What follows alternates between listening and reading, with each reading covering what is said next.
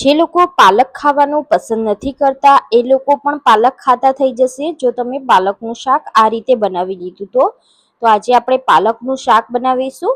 તો સૌથી પહેલા એક પેનમાં આપણે 4 ચમચી તેલ ગરમ કરીશું। એમાં 1 ચમચી જીરું અને હિંગથી વઘાર કરીશું। અહીંયા મેં એકદમ ઝીણી ડુંગળી સમારી લીધી છે। તો ડુંગળીને આપણે આ રીતે તેલમાં એડ કરી તેને સાતળી લેવાની છે। બને તેટલી ડુંગળીને ઝીણી સમારવાની, જેથી તે એકદમ સરસ એવી સોફ્ટ થઈ જશે, તરત જ એની એકદમ સરસ ગ્રેવી થઈ જશે। હવે આપણે એમાં 1 ચમચી લસણ એડ કરીશું। મેં લસણને સરસ એવું વાટી લીધું છે, એ એડ કરી અને ડુંગળી અને લસણને બંનેને સરખી રીતે આપણે સાતળી લેવાના છે।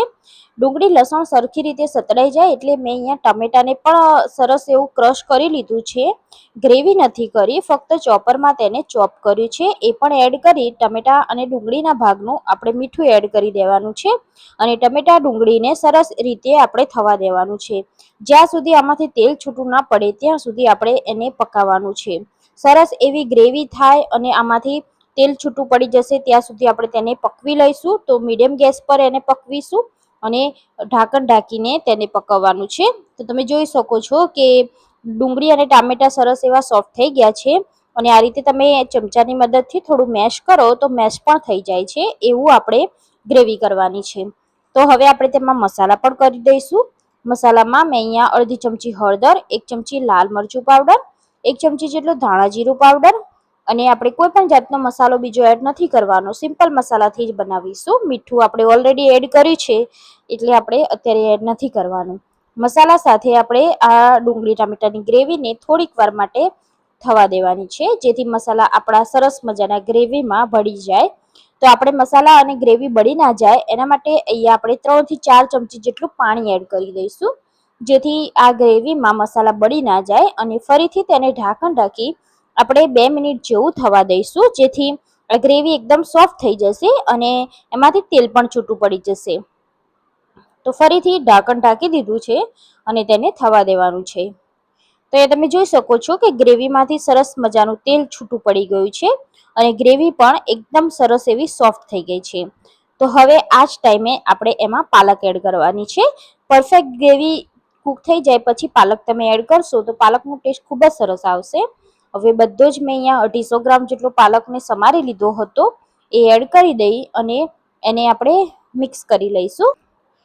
પાલક બને ત્યાં સુધી એકદમ ઝીણો સમારવો, જેથી ખાવામાં પણ સરસ રીતે આપણે મજા આવે અને તે શાકમાં પણ એકદમ સરસ એવો કૂક થઈ જાય। તો પાલક એડ કર્યા પછી હવે પાલકમાંથી પાણી છૂટશે। આપણે પાણીનો ઉપયોગ નથી કરવાનો, પણ પાલકમાંથી પાણી છૂટે છે એટલે આપણે તેને ઢાંકણ ઢાંકીશું અને 2 મિનિટ થવા દઈશું એટલે એમાંથી પાણી રિલીઝ થશે। એટલે પહેલા આપણે સરસ એવું હલાવી દેવાનું છે। બધા જ મસાલા સાથે તેને મિક્સ કરી લીધું છે। હવે ઢાંકણ ઢાંકી આપણે સ્લો ગેસ ઉપર થવા દેવાનું છે, જેથી ચોંટી ના જાય। તો 2 મિનિટ માટે ઢાંકણ ઢાંકી થવા દીધું। 2 મિનિટ પછી આપણે ચેક કરીશું તો તમે જોઈ શકો છો કે પાલકમાંથી પાણી છૂટી ગયું છે અને પાલક હજી પણ કાચો છે, પણ હજી પણ આપણે તેને થવા દેવાનું છે। પણ આ રીતે વચ્ચે વચ્ચે ચેક કરતું રહેવું જરૂરી છે, નહીં તો શાક બળી જશે, ખબર પણ નહીં પડે। એટલે આ રીતે આપણે ચેક કરી લીધું છે। હવે ફરીથી ઢાંકણ ઢાંકી અને શાકને થવા દઈશું। જો કોઈને ગ્રીન શાક પસંદ હોય તો અત્યારે તમારે ગેસ બંધ કરી અને સર્વ કરવાનું, અને મને હજી પણ પકવવું છે એટલે હું અહીંયા ઢાંકણ ઢાંકી ફરીથી તેને પકવી લઈશ।